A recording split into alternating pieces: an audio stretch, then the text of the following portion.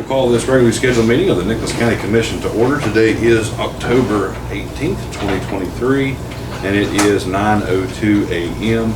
Do we have anyone signed up for the public comment? Please, sir.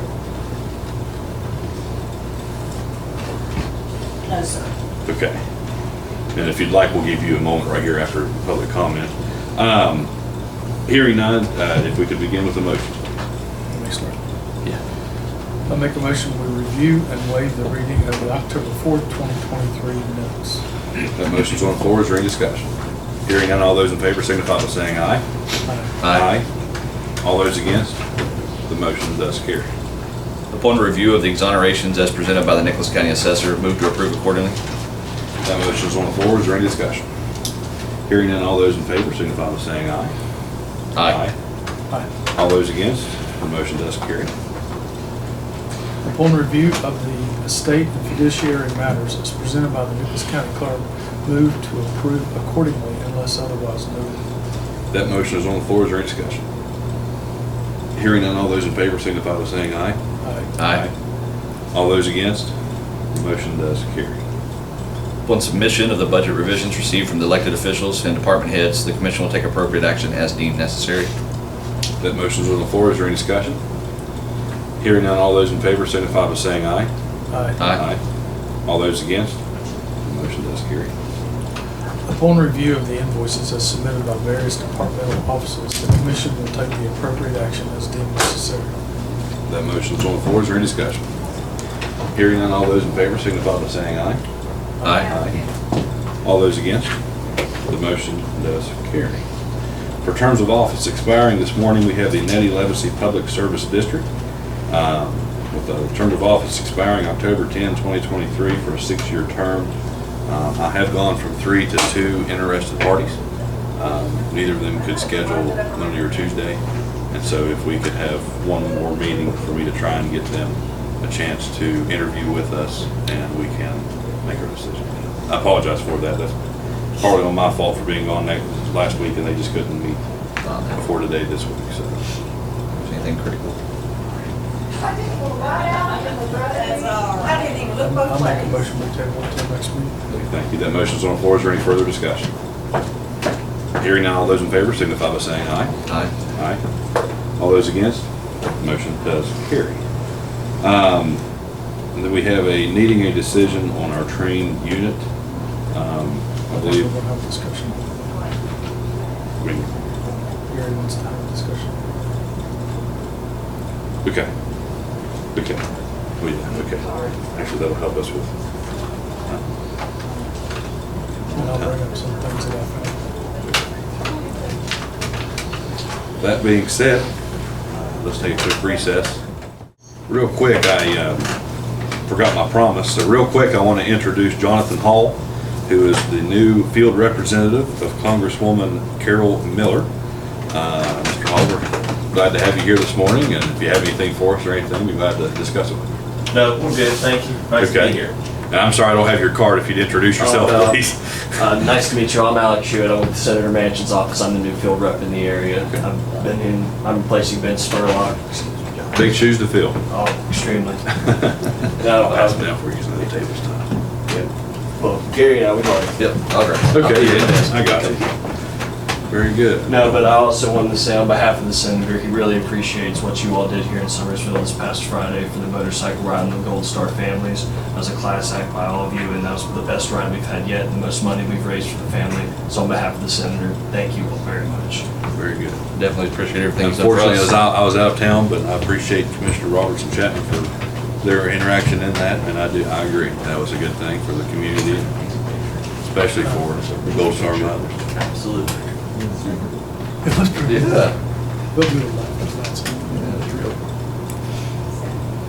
All right. Now, we have with us the one and only Tracy McCoy, who is the Executive Director of the Summersville Convention and Visitors Bureau. And this is regarding her annual report for the CVB for the Commission.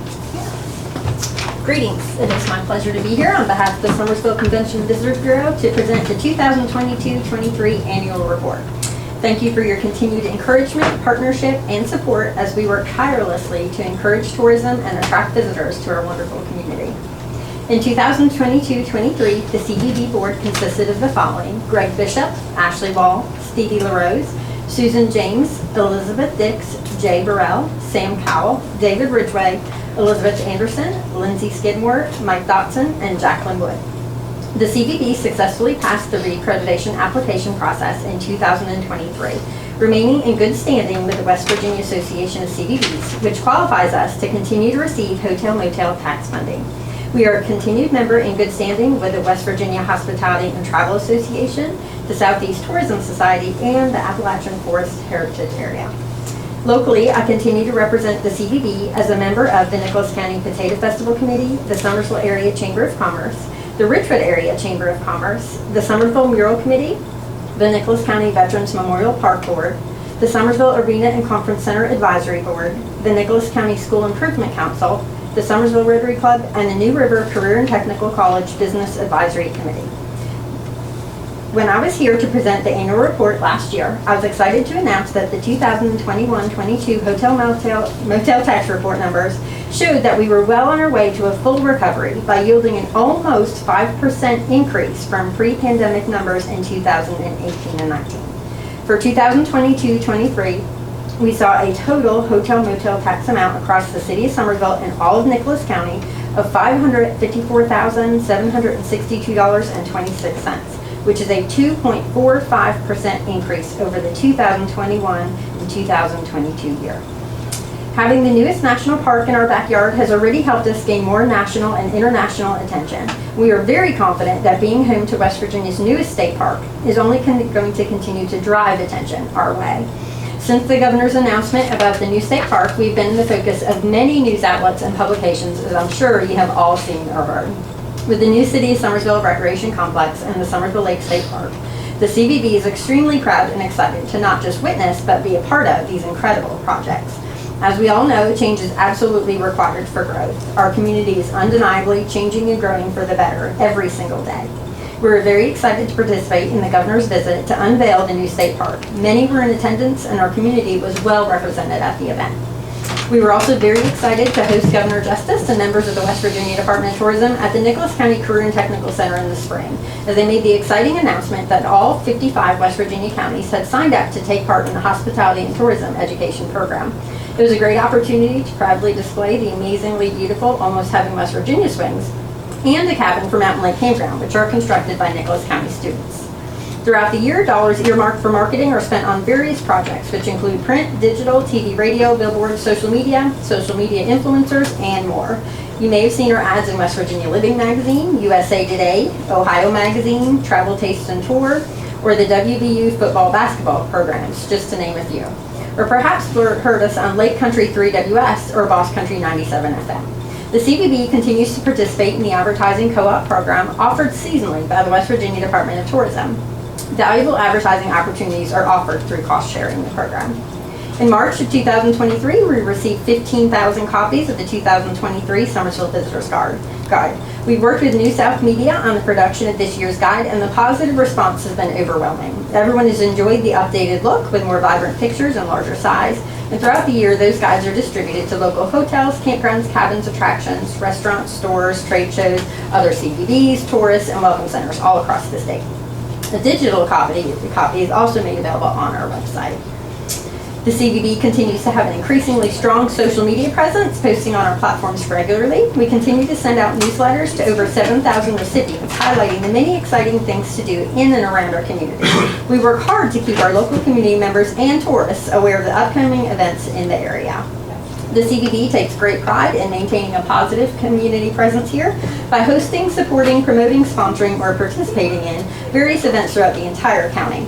Some of these events in 2022-23 included the Nicholas County Potato Festival, the Mount Nebo St. Patrick's Day Parade, the City of Somersville Thanksgiving Dinner, the Somersville Christmas Store, the Scenic Mountain Triathlon, the Mountain Made Makers Market, the Lighthouse Festival, Music in the Pavilion, City of Somersville 4th of July Fireworks, the Somersville Oktoberfest, Children's Home Society Hook, Line, and Sinker Fishing Tournament, National Travel and Tourism Week, West Virginia Jeep Fest, the West Virginia Gold Star Mother's Bridge Ride, Wally Squadron RC Fly-In, the West Virginia Hellbender Hootenanny, the Cherry River Festival, the Tour Around the World Dining Experience, the Kirkwood Wine and Music Festival, MonsterCon, Taste of Nicholas County, the U.S. Army Corps of Engineers Earth Day Lake Cleanup event, and many more. Earlier this year, much time was dedicated to helping the new boards of both the Nicholas County Fair and the Craigsville Fall Festival as they worked extremely hard at making those events better than ever before. As part of our marketing efforts this year, we also executed 2 different travel influencer visits. The first was a joint effort between the Summersville CVB and the Visit Southern West Virginia CVB. We took advantage of an opportunity to have travel influencer Jared Kress visit our community and enjoy a complete outdoor recreation adventure. Some of his experiences included lodging at Summersville Lake Retreat and Lighthouse, paddleboarding on Summersville Lake, hiking the Long Point Trail, and at Carnifex Ferry State Park. While here, he also took a tour of Kirkwood Winery and Isaiah Morgan Distillery and did a tour of the Lighthouse. He enjoyed dining at a variety of our restaurants as well. As required in the contract, he provided beautiful pictures and video clips through posts made on his social media pages to reach his 72.4 thousand followers. The second travel influencer trip was done through West Virginia Living Magazine in celebration of West Virginia Day. 2 of their own influencers traveled to different areas across the state to encourage everyone to enjoy a West Virginia Day of play. While in the area, the influencers enjoyed lodging in a retro camper at the Summersville Lake Retreat. They enjoyed paddleboarding in the lake, shopping and lunch in Richwood, hiking the Long Point Trail, a tour of the Lighthouse, ice cream at the Campfire Grill, meals and shopping in Summerville, and much more. The influencers provided beautiful imagery and short video clips that were highlighted on West Virginia Day throughout their various social media platforms, as well in their West Virginia Weekender email blasts. Also in partnership with the Visit Southern West Virginia CVB, we hosted a visit by the members of Fishing University, as seen on the Outdoor Channel. During their visit, they lodged at one of our hotels and enjoyed filming their fishing experience at Summersville Lake. A very important part of their trip was a visit to Nicholas County High School, where they and our board member, Sam Powell, who is employed by the West Virginia DNR, promoted careers in the outdoors to the students. The segment is supposed to air in January. I just recently had the opportunity to attend the 2023 Governor's Conference on Tourism at Canaan Valley Resort. During Governor Justice's visit, he proudly announced that in 2022, West Virginia experienced its best tourism year yet, with the economic impact exceeding $7 billion. That marks a 17% increase in visitor spending compared to pre-pandemic levels, which is higher than the country's overall rate of just 1% increase. Over $100 million of that was taxable sales generated by vacation rentals last year. Visitors to West Virginia in 2022 totaled more than 30 times the state's population, which in 2022 was approximately 1.79 million people. Governor Justice also reported in 2022 there were 53,000 jobs in the West Virginia tourism industry, with 1 person out of 16 working in the industry with a $2 billion total annual income. 2022 data more specific to our own community will be available soon, and I'll be glad to provide that information to you as soon as I have access to it. As I near my 2-year mark, it continues to be an incredible honor to fill the position as Executive Director of the Convention and Visitors Bureau. The CVB proudly continues its mission to promote our amazing community and to assist with providing outstanding visitor experiences. We are grateful for the support of our community, partners, and dedicated team members. As we look to the future, we remain committed to our vision of making the Summersville area and all of Nicholas County a premier vacation destination. Thank you for all of your trust and investment in our work. Working together in unity, our community will continue to grow and thrive. That concludes my report, and if you have any questions, I'd be happy to address them, or you're more than welcome to reach out to me at your convenience as well. So how many people do you have on your staff minus your board? 1. Exactly. And I just want to say that I appreciate everything, because everything that you read on there, you were personally a part of. And a one-person army is what I refer to you as. You've partnered up with us, like you said, at the Craigsville Fall Festival. I see that you're involved in a lot of stuff. And I mean, we all know that I think tourism is the future of our state and our county. We've got a good opportunity, I think, in front of us, and I definitely appreciate everything that I see you. And I mean, we've never asked you for anything you haven't delivered on. Thank you very much. But definitely I appreciate the partnerships. that. Thank you. Yeah. And keep us informed. Yes. Yes. Yes. Thank you very much. Thank you. Thank you. Thank you for your time. Thank you. We'll go ahead and go on break and get, That's all we're right. really behind. Okay, we're here now with Cassandra Lawson, the Senior Projects Manager of Region 4 Planning and Development Council. First off, we have the City of Richwood Hinkle Mountain Little Laurel Water Extension Project, Resolution number 20. As reference, Resolution 20 includes payment for Construction Contract 1, Construction Contract 4, Thompson and Litton for engineering services, Volks Rice for legal services, and Region 4 for administration services. The total of the payment request is $350,126.44. Of that, payment for Contract 1 and the amount of $56,804.50 is requested from the Commission's commitment to the project. And the remainder will come from the city's drinking water loan and their Water Development Authority grant. Based on payments made to date, the Little Laurel extension is 89% complete. The Hinkle Mountain extension is 79% complete. The Hinkle Mountain tank is 72% complete, and the water plant is 75% complete. That's just based on payments. Actual field work to date, Little Laurel's already had its substantial completion inspection. So those folks could be receiving water like as soon as this month. Per the engineer, Hinkle Mountain could be receiving water maybe like November, December timeframe. The tank has to be in place to actually service those folks, but it's my understanding that's pretty much done as well. Isn't there an issue with the power? I'm not sure. Yeah, they're asking 56. Because I got a phone call this morning and asked me to call First Energy because they couldn't get the power turned on at the tank. Okay. So I'm actually been in a text with First Energy to try to figure that out. They said they had an answer. Awesome. Well, I was not aware of that, but I'm glad they reached out. Thank you.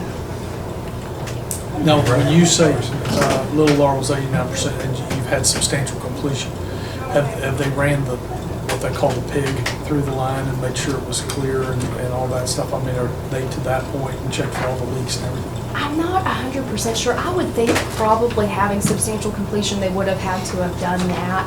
Typically, once, if substantial completion is granted and approved, all they'll have left is like very minor punch list work, like going back and maybe fixing yards and that sort of thing. So I would think so, but I'm not 100% sure, but I can get you an answer. Yep. Thank you. But it all is in the Hinkle Mountain part of it all comes down to the tank too. So they can't go online until the tank's online. Right. The Little Laurel goes online with the old system. Correct. And Hinkle Mountain also requires at least one pumping station. So the system up there is a little bit more complex. So there are a lot of other things that have to be in place before the water can actually be turned on up there. But a large part of that line's been placed in the ground. Right. Okay, because it goes up Horseshoe Ridge or Horse Ridge. Horse Ridge Horse Water? Ridge, yeah. Yeah, because that's what we were looking at, right? Yeah, okay. Thank you. Absolutely. And just a quick reconciliation, so we're all on the same page. That was a request of $56,804.50. That is correct. Okay, so what there, of the funds remaining committed of our revenue loss recovery funds is $59,990. So I mean, we're at the, that's what we have from our account clerk. Can you say that one more time? 59,990. Okay, let me get back to you on that. I mean, we can approve this today, but I Oh, mean, yeah, just, I you know, know, there's we're certainly. coming to the end of the highway. Yes, yep, it's winding down. Yes, Yep. yes, but just to make sure we're all on the same page there, before this would be committed, just in case. But otherwise, I have no problem, recommend approval, and do need a motion, please. I'll make a motion that we make payment for resolution number 20 in the amount of $56,804.50. It's the total is $350. It's the grand total we're approving? Say one more time. It's the 300 that we're approving? The commission's portion is the 56,804.50, so I think that's really all that we need. Yeah, and it's the motion to approve resolution number 20. Yep, motion to approve resolution number 20 in the amount of $56,804.50. Yeah, Yep. so if you could just have both those things, I think that would cover. That being said, is there any further discussion? Hearing none, all those in favor signify by saying aye. Aye. Aye. All those against, the motion does carry. So that's all on Hinkle Mountain. That is correct. And the city will approve their portion of it tomorrow, and then Patty, as normal, I'll get you all that information after it's all executed. Is there anything we need to sign on now? Nope. Okay. Now, I just got excited to see Mary Jane. Now, we have Mary Jane Williams, the president of the Richwood Area Chamber of Commerce, alongside Ms. Cassandra Lawson of Region 4. This is first concerning the City of Richwood pool improvements funding request. Yes. Originally, our plan was to seek like a match for a grant. The grant is due, the deadline is actually November 1st. We're still looking at that, but we have a more immediate concern, which was the filter. You know, with the pool project we did last year, we finished, we had originally estimated $140,000 was going to be the project, and it actually ended up being $192,000, which we were able to come up with the extra money, and some of that came, I think, from you all. But then the day we went to open, as you recall, because you guys were at the opening, the day before the opening, the pump went out, or not the pump, but the pump. And so we had to get a pump the next day, and then we postponed our opening another day, and then everything was running really smoothly. But we have the last part that has not been replaced. The last two things is the filter is one, which has probably been there since 1960, and also the pool. It's the pool skin that they call it, to resurface the pool and fix the sides and all those things. So that's what we're looking at next. But what I'm here for today is just the filter, because that filter, we're afraid, is going to go. It's being as old as it is, and it's not as reliable from the way the pump went the day we were ready to open, you know. So I brought you this National Pools estimate, which good news is we thought it was $50,000, and it's only $30,000. So that was one good thing. Thank you. Thank you. And then just to chime in a bit, so Region 4 is helping the community with the application for the pool lining. Initially, the community had considered applying for both the filter and the pool, but after the application is submitted, they won't even know for probably a year if they've even received funding, and then it takes, you know, with any federally funded project, a really long time to get implemented. So upon that consideration, they decided that instead they would try to do the filter on their own accord, not through the funding program, and just apply to the funding program for the pool and the liner, because it's quite a bit more expensive and not quite as critical as the filter. Have you had any major filter-related breakdowns or anything over the last couple of years, or I believe Chuck just has getting had some pretty issues. feeble? Yeah. Yes.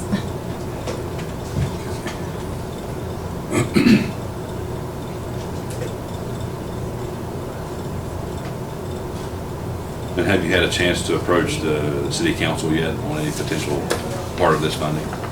For the filter, Yes. not, are we doing that tomorrow? Yes. Okay, we're doing that tomorrow.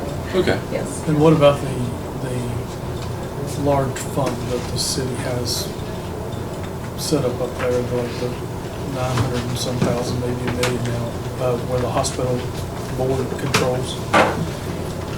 What do they call that, the Cherry River Foundation? Have you tried to hit them up for any money? You mean the hospital board? I have not. I mean, that's almost Yeah. $1 million, that's only really, that should come from, that's what it's for, Mhm. you know, the foundation for things like that.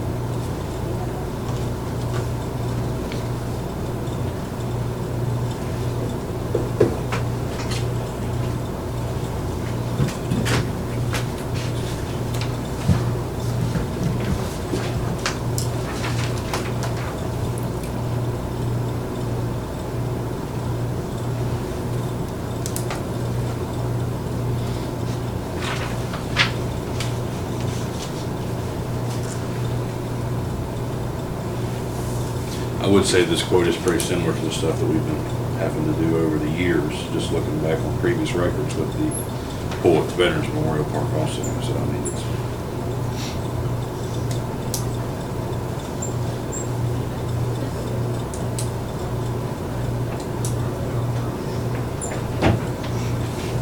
So I was on board in the springs because we were down. That's one thing that I definitely want to highlight or bring to the forefront here. We were down, we couldn't get opened up. The pool opened up a month late and closed several weeks early this year, right? Due to Actually, it lifeguard closed. issues. It stayed open several weeks later. So Because normally you have to close August 1st because all the lifeguards go back to school. Oh, okay. But it turned out that the lifeguards this year were still in high school, and usually they close earlier because the lifeguards either have to go to school or they're in band camp. Well, the lifeguards this year were not in band camp and they were Right. high school, so they were able Okay. to stay open, I think, the 17th of August, so. And that's one of the That's a things real plus. we had talked about. So in the park down here, we actually pulled the pool out, and we're actually having that as a using all kinds of incorrect grammar here. So we pulled those numbers out. And we're looking at what it costs to actually run a pool for a year. So and what I'm looking at now is I thought it was a 90-day cycle. And we're down to a 60-day cycle. And that's your anticipated season's going to be basically June 1st, May 30th, 31st to August 1st. It'll So a probably go 60-day beyond cycle. August 1st because it Right. went so well this year. Right, Yeah. so a 60-day cycle. And being having the pool not be able to open at all versus something that, we're proactively looking at. I don't want to wait till it fails to Right. replace it, but at the same time, this is not something that's going to hinder it from opening next year. That's Okay. kind of my thoughts on it. I don't want to kick the can down the road and say, depending on what somebody else gives us, what we're going to give it either.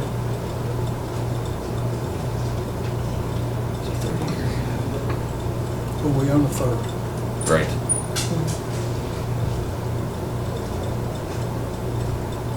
But we're also getting ready to, out for the hotel motel, how's that going to play out with the park? The parks, like, It will go, what doesn't, what isn't. 50%, Whatever you yeah, call it, 50% go there. CVBs. CVB. and- but how does it split to 35 that's left over there? How's that typically split between Veterans Memorial and Ridgewood? There's more than 35. Should be 50, 35, 15, right? Should be 50. Just 50%. It was 114,000. Should be 57,000. So what number will go to Ridgewood? I think it's been always staying, it's always been a $10,000 a year. Well, it's whatever's remaining will be 50/50. For, what are we talking about? Hotel motel. Park? Hotel motel with the bars. Yeah, how's the park typically broke down? The I don't think it was distribution been between Ridgewood. 50/50. I thought it was only Past- 7 or 8,000. In the past, Ridgewood got, Summersville got a half, and out of their half, the city got 1/3 of Ridgewood. The city of Ridgewood got a third of that, Got a third of half. got a third of the Okay. half.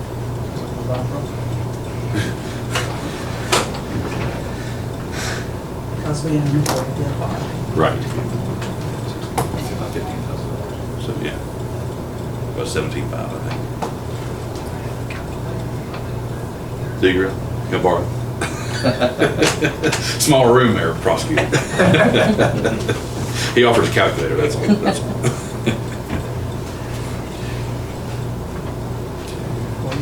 It was 114. 90,000. Total was 114. Yes. Oh, I had 14.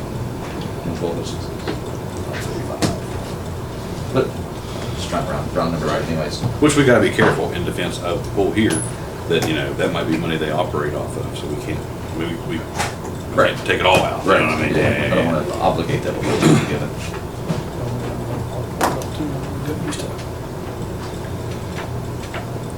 And of course, you took one to the park. You did once.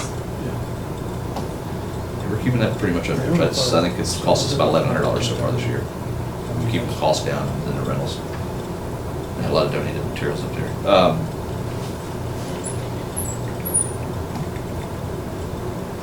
Why don't we commit to the third right now? Because we're gonna have to pay that. Yeah, that'd be one. Can we motion? I make a motion, since we own the third, we commit to a third, so we commit to $10,000. Thank you. Okay, the motion's on the floor. Is there any further discussion or questions?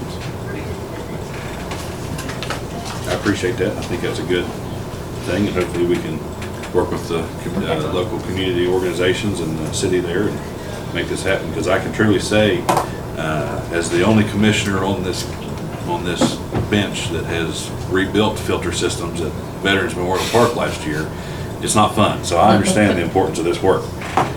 So I think this is a good thing. Any other discussion? Is that the thing up there that you were down in the pit? Yeah, Okay. yeah, the pit of no return is what it feels like. Here, it looked like a coal mine.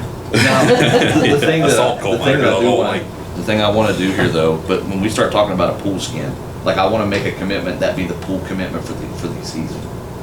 So if we're talking about a pool skin, that comes back around later on, is that, once again, that's a They're proactive, right?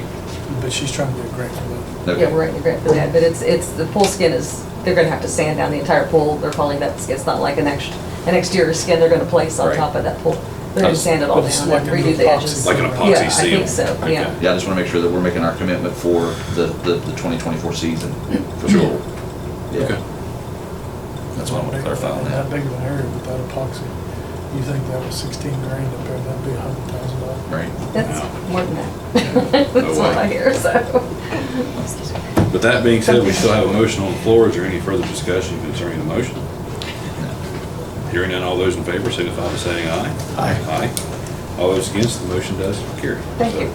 Thank you very much. Now, we still have, concerning the city of Richwood with our guests here, the resolution authorizing submission of a land water conservation fund funding application for the pool improvements of, I guess, the skin line. This is skin. That is correct. Yes. And because the county does have ownership of the pool, we would like to get a resolution from you just authorizing the city to submit that application. As Mary Jane mentioned, it is due, what did you say, November the 1st? November 1st, yes. And the liner is going to be a much more substantial cost. They're not 100% sure if they'll be able to raise the matching funds because this particular program is 50/50. But just to try to make sure that everything is in place, should everything come together, that they're set up to get that grant submitted. The resolution reads, and we have some blanks in here because we're still pinning down the final numbers and that sort of thing. Will indicate the total project cost, of which 50% required match will be provided by various sources, and then we'll indicate what the matching amount is. Whereby the Nicholas County Commission authorizes the city of Richwood to submit an application to the state of West Virginia for the above-mentioned project out of the Land Water Conservation Fund. The commission authorizes the city to sign all documents and papers which accompany or are part of the application, and any documents and papers necessary for the completion of the project should it receive funding. And further, that the commission understands the city agrees to abide by all of the rules and regulations pertaining to the funding program and to operate and maintain the proposed facility for public use under the requirements of the program should it be funded. And so this is just pretty much your support of the application being filed.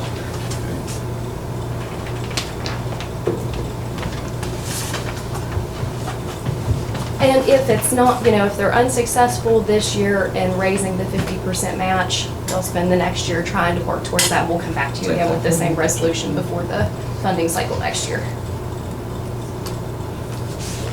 Okay. I have no problem. Did you hear any concerns? I have no problem with this resolution. I'll make a motion that we approve the authorizing resolution Okay, this, for the Water Conservation Fund.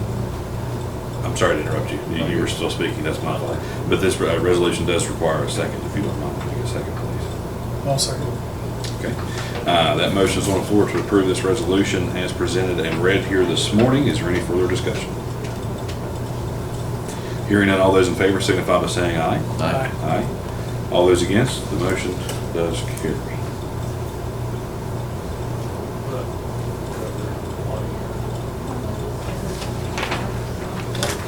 Down in court.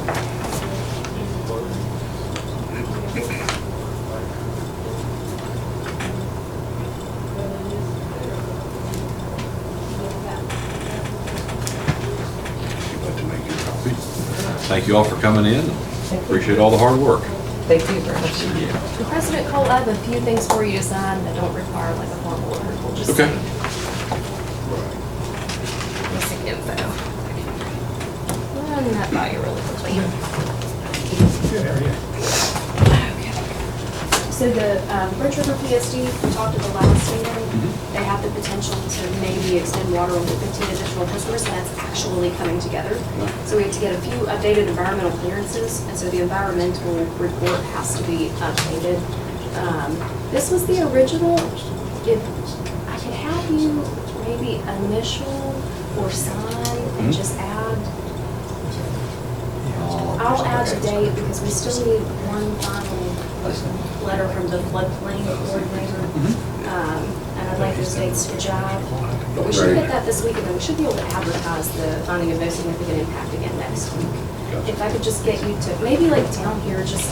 Okay, yeah. That's sign. great. I'm done. And then. No, it I don't already know was. Exactly how they want it. I would think that we would just be updating it, but if I could have you sign one other copy too, just in case it comes Then here. they quit paying. You want to take it? No, that's okay. How are you doing? You want me to? No, I would rather, because I want it to coincide with that very last letter. Okay. And then on the Birch River PSD generator project, the funding agency has requested this little worksheet. All it does is list the funding sources, a description of the project, and that's it. So, When you do the funding sources, like for those things like that, do they put like a UCC against anything, or is it just in good faith? UCC. Like against the equipment, like against the generators and stuff like that, to the one paid, or is it just kind of in good faith? A lien. Are they- I don't know that it would be a lien situation. I'm not aware of anywhere, anytime they've done that. Cause we're gonna do that with the Yeah. state, but it's, I guess, to private dollars. There is one program we work with, if a purchase of something like a property or equipment is over a certain amount, they make you file a notice of federal interest, and then that is good for like so many years until whatever it is depreciates. But those are only on like extremely large purchases. Maybe an extra copy of that. I think how you did your write-up there. Keep a copy. Sure. Do you And want me to- she's, yes, and if you don't mind, let her make a copy for the office also.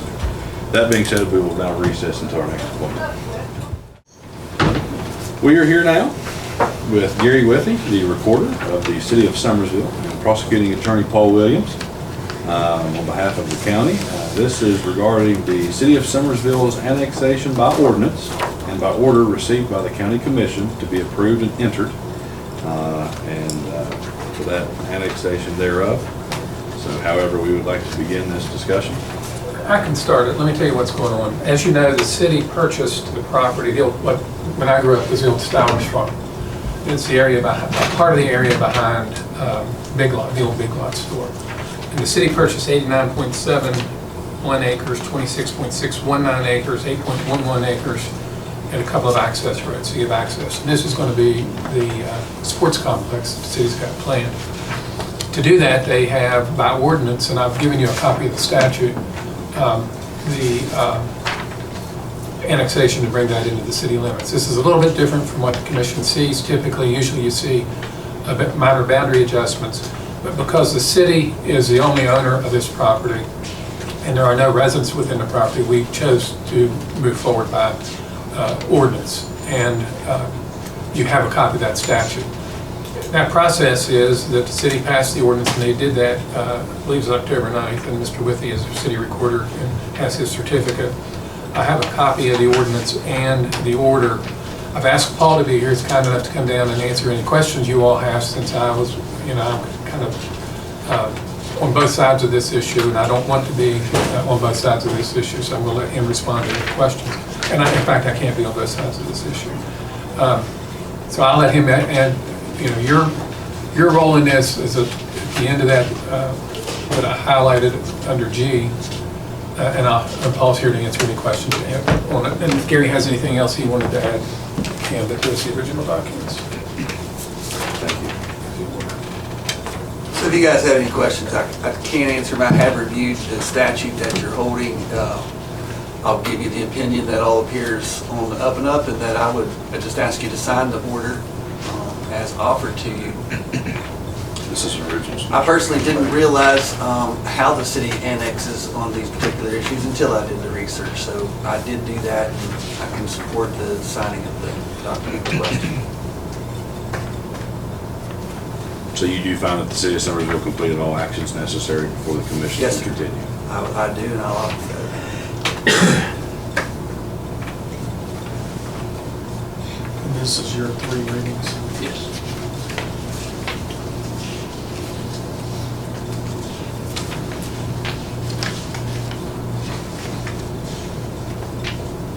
And this is just, it's not the whole property down there, it's just the purchase of what the city. It does not include the residue that the city did not purchase. That's, all that is exactly the boundaries of the city purchase. In fact, those descriptions match the deed from the corporation sold it to the city. Now, I've never been around annexation, so this might be a simple question, but I've been called worse, so it's okay. This is a permanent annexation, not contingent on the city. If the city was to ever sell or anything like that, this would still be in the It'd be corporate city city limits. property. If the city sold it to someone else, it would still be annexed. It'd still be in the city limits and all that. So there's nothing subjective or this for that. It's permanently annexed into the city. Yes. And the fact that it's one owner with no residence makes this a good clean, so it makes this easier. Okay, That's the law. all right. Okay. And as far as Now- I know, and I just want to say this, there are no residents there. Great, great. But There's your a rabbits, possibility there may Yeah. be some renovation.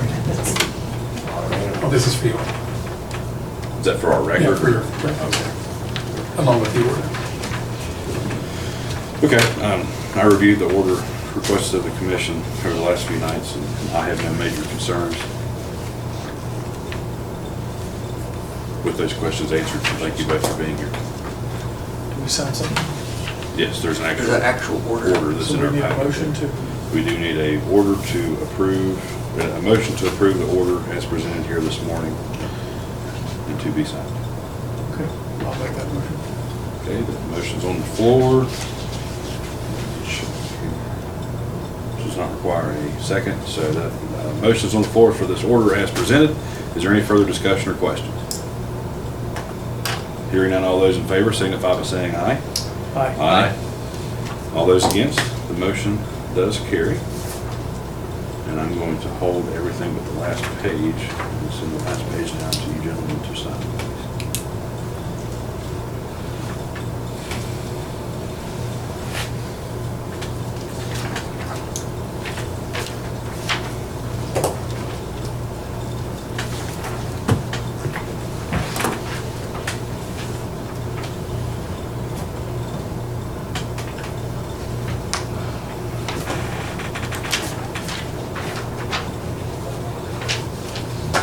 This will be given to the clerk to be recorded as necessary and copies provided at that point.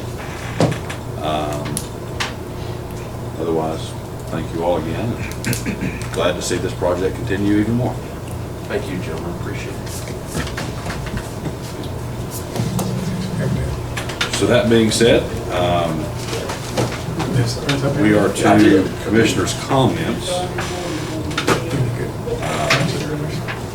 Let me collect my thoughts here. I know Director McGinnis wanted to. You wanted to do something? Very kind. So let's begin with Director McGinnis if we can. I believe he has a correspondence from the Firemen Association. Yes, sir, you ready? If you don't Perfect mind, timing. deliver this. Yes.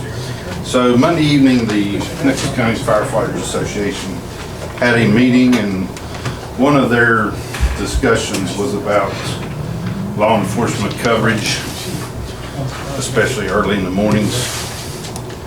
I gave you all a copy of the message from President Evan Aldridge, which is also the chief at Summersville.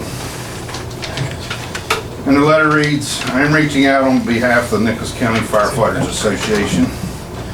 During our meeting on October 15th, a shared concern was made by the lack of law enforcement coverage in the county during early morning hours.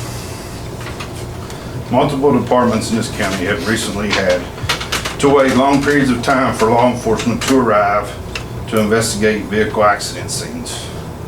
This presents a safety concern for the departments and the public by having to impede traffic during the time that until law enforcement arrives. Another safety concern brought forward was dealing with intoxicated individuals or individuals under the influence of narcotics at these scenes and then becoming violent with no law enforcement protection. On behalf of the association, I ask the County Commission to please review and address this issue before an incident that could have been prevented occurs. And that's from Chief Aldridge and President as well. As far as speaking from my office, this also puts our dispatchers in a bad situation. You know, I can't control law enforcement or their agencies, but I know they've had several meetings together, and the state police and the sheriff's department can't get on the same page. So I support this letter because something needs done. And it's not just occurring in the early morning hours as well. It's also occurring in the afternoon where we put out calls after calls after calls with no response. So they would just like some help from your all's aspect of it. I don't know if they like to have a meeting with the sheriff or the state police and try to work something out, because you know, we've had bad situations here in the county over the past couple of years, and I hate for those first responders to be put in that situation. So a motor vehicle accident, 3 o'clock in the morning, somebody calls 911. Yes. That's a fanned call that goes out to anybody that's available? Right now, the sheriff's department has 2 deputies out till 4 in the morning. So 4:30 in the morning, Yeah. then let's give a better example. So, for instance, this morning, we took a call that state police transferred to us at 6:30. And it was a suspicious vehicle. The lady called in, said there's 2 vehicles in the parking lot, which she owns the property. Didn't recognize them. They were sitting there, and we had to sit on the call until 8 o'clock. You know, because after 4 o'clock in the morning, from 4 o'clock in the morning to 8 in the morning, our deputies or our troopers are on call. We give them the call, and it's their discretion whether they want to come or not. That's where I was headed with that. Yes. So, you know, it still puts us in a bad situation because the residents of Nicholas County keep calling the 911 center, and we can just tell them we've notified law enforcement. And, you know, that's all we can do. You know, there's been several accident scenes that it's taken a while. I've been there with them. You know, and it's unfortunate because especially now, Monday through Friday, you got bus traffic and everything too. So that's another concern with the kids waiting on buses.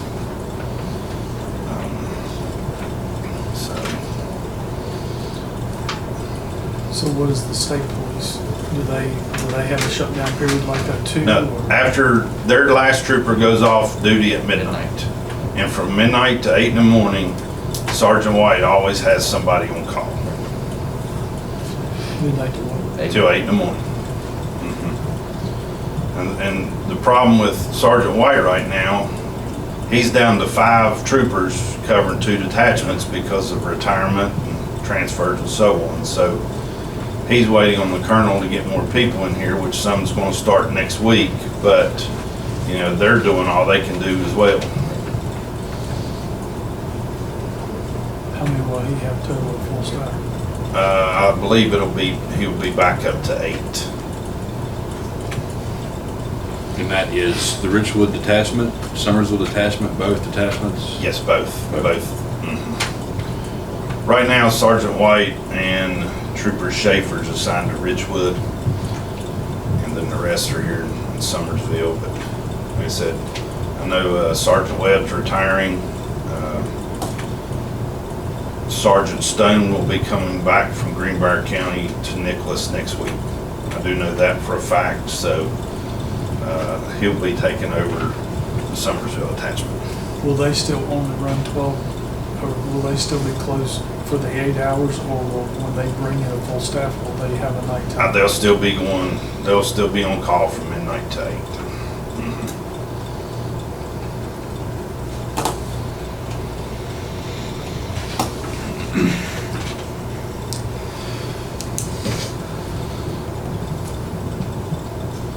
So a tough decision of maybe outline what metrics that we can agree upon would be a mandatory dispatch. Right. In other words, like if I have a barking dog, then I'll see you in the morning at 8 o'clock. If there's a motor vehicle accident, I'll see you in 20 minutes type thing. Yes. Our dispatchers, our nighttime dispatchers know more or less the priority calls. To run block. And, Yes. Right. Okay. A dog barking complaint or something, they won't even call the on-call Kinda figured officer. that, right. Yes.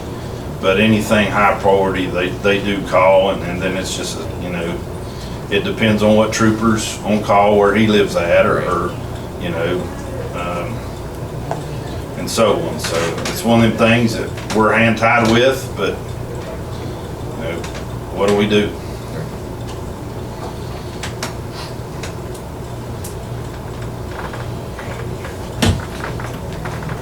So 4 to 8.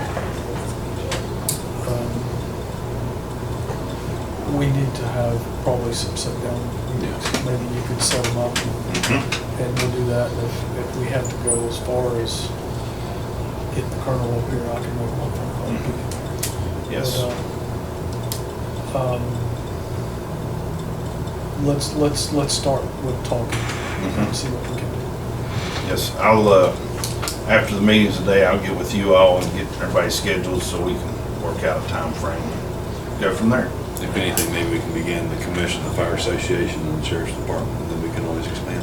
Yeah, As and needed. it don't have to be like one of the fire meetings. It can just be like a one. No, yeah, we need Set up a conference representatives, room, down John's conference room. We just need to, See what we can do. Yes, sir. thank you. Thank you. Yes, sir. The other thing I wanted to. Let's talk about that at the end if you don't care. Okay. Because we still have commissioners' comments. Yep, and all right. I know we had quite a list of different things we've been wanting to discuss, so I didn't know what we wanted to do. Oh, no, all that would be, this is kind of, Let's not at just this point in time, yeah. conversation. Okay. Well, I would like to discuss the cooling unit.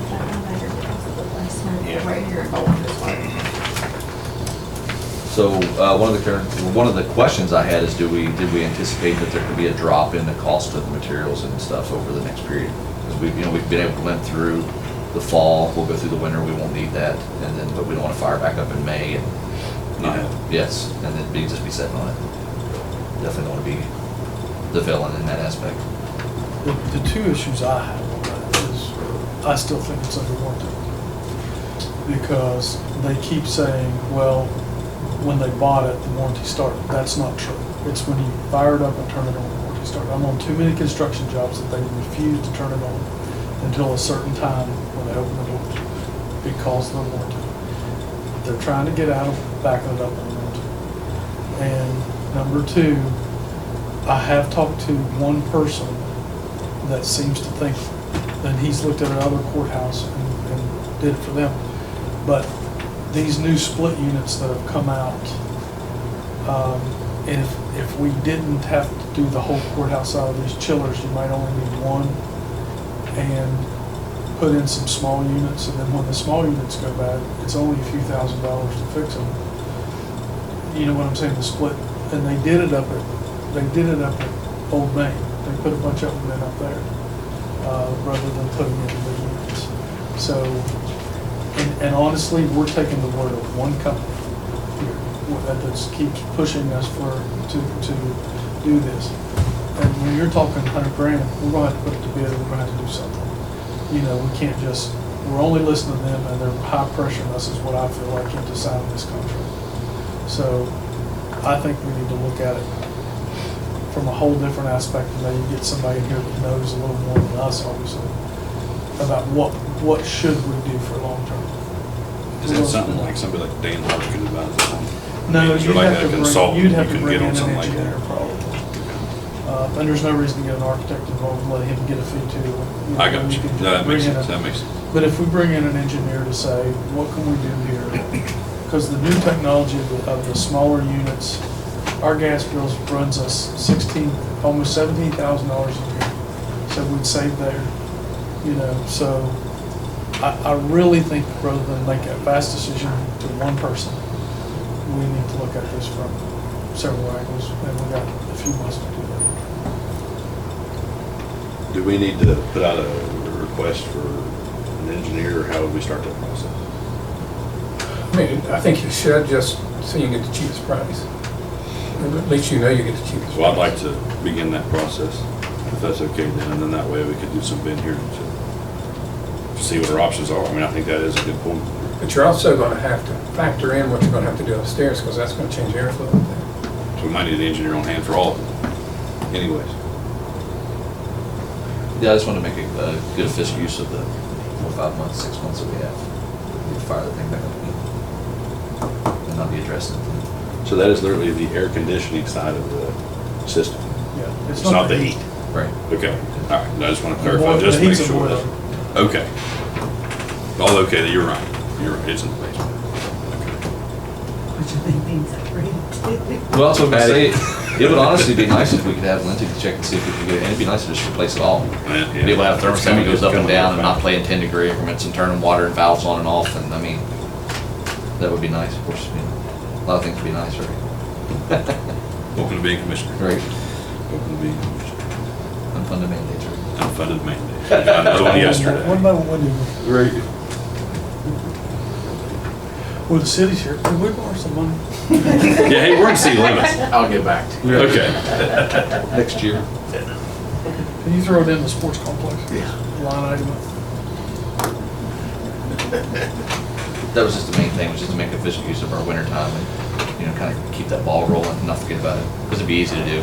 Hey, we don't need air conditioning, don't worry about it.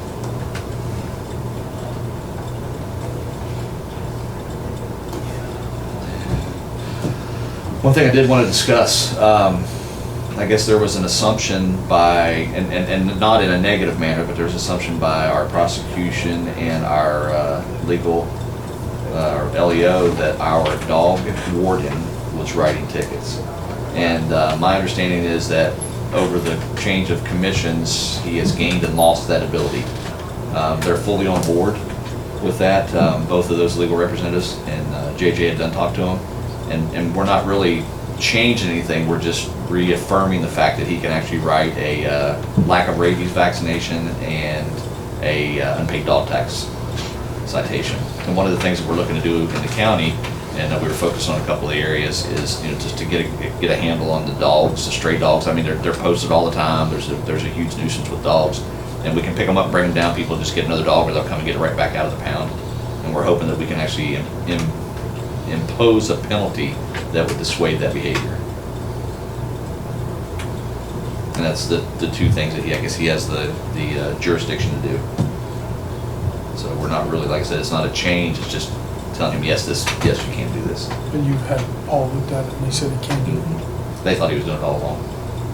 Not in a mean, I mean, he just had Deputy Ellison doing it. So they were seeing a J in the signature, I assume Josh, Justin, JJ, whatever his name is, Josh Brown. So we're not changing or doing anything, we're just agreeing the fact that, yes, he can do his job. I have no issue with it. Something like that maybe should require a vote.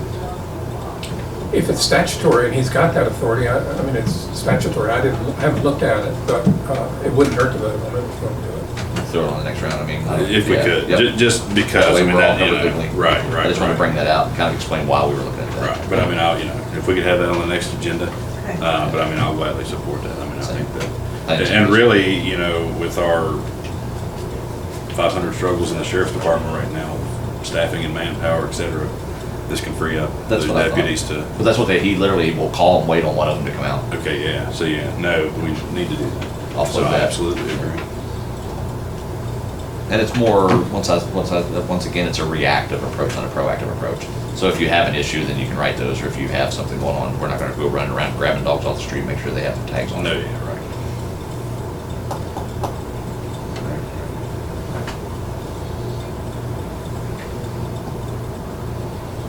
Is there anything else? Comments? Yes. The only thing I had is just, you know, once again, we felt the impact of poor decisions on our community with the drugs. And it's a sad state of affairs. We've got to do something. I mean, there's not a cookie cutter approach for approaching addiction. I mean, you know, what we see in our county is trauma-based addiction. You know, people have trauma in their life based on abuse and neglect of some kind. We see that in the family courts with kids. I believe that's where that starts out. I'm an advocate of prevention. I support recovery and intervention, but I'm an advocate of prevention. I think that's where we're going to have our biggest bang for our buck. And we got to stop. We got to stop losing individuals. That's a very sad state. And that, to my understanding, the gentleman was going to help. If I understood that right, he was in the area and was going to help. Just a good Samaritan. I don't want to do any of the service by elaborating on that, but we got to do something.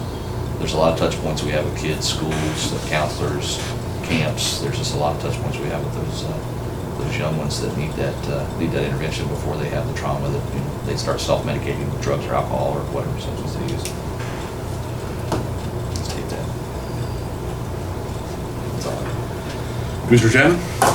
I just want to go along with what Gary said and, give a real shout out and a thank you to first responders and the city, even the city involved in it, and thank all of them and the record drivers and the ambulance drivers and John, who was always on scene within minutes, probably breaks thousands of laws getting there. We won't talk about that. We don't talk about that. Exclusionary. But just thank you for that, and we really appreciate what you guys do as first responders and realize you see things that we will never have to see, and thank you for that. I have a couple of things. First off, a reminder, a little bit of a light moment in the closing of our meeting of our trick or treat here in the county and also the cities of Richwood and Summersville. All three governments are requesting our citizens to observe trick or treat Tuesday, October 31st from 6 to 8 p.m. This is also the city of Richwood, the city of Summersville, alongside the commission's requested times. I want to remind everybody in reference to our week here in the county, Nettie Fireman Brody Hanna will be brought back home from Charleston to Simons and Coleman Funeral Home in between 2 and 2:30 p.m. on Thursday. What's it going to be? It's tomorrow. The 19th. Thursday, October 19th, tomorrow, between 2 and 2:30 p.m. Summersville and Craigsville Fire Departments will be supporting their brother department and have their ladder trucks with the display of the American flag and honor Brody. And they encourage the public to come and honor Brody, and I want to extend that encouragement to the community. Some things, the world just doesn't make sense, and it is what it is, but we as a community can show our support and back each other during these times and make them a lot easier on these families and these departments and these groups of individuals. And that being said, to close our meeting, what I would like to actually request is everyone please stand, and we will be observing a moment of silence for the family of Brody Hanna, as well as that department. Please.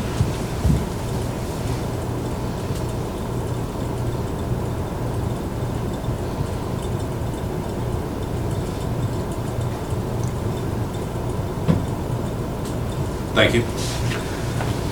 Now, hearing no other business of the commission, is there a motion to adjourn this regularly scheduled meeting of the Nicholas County Commission?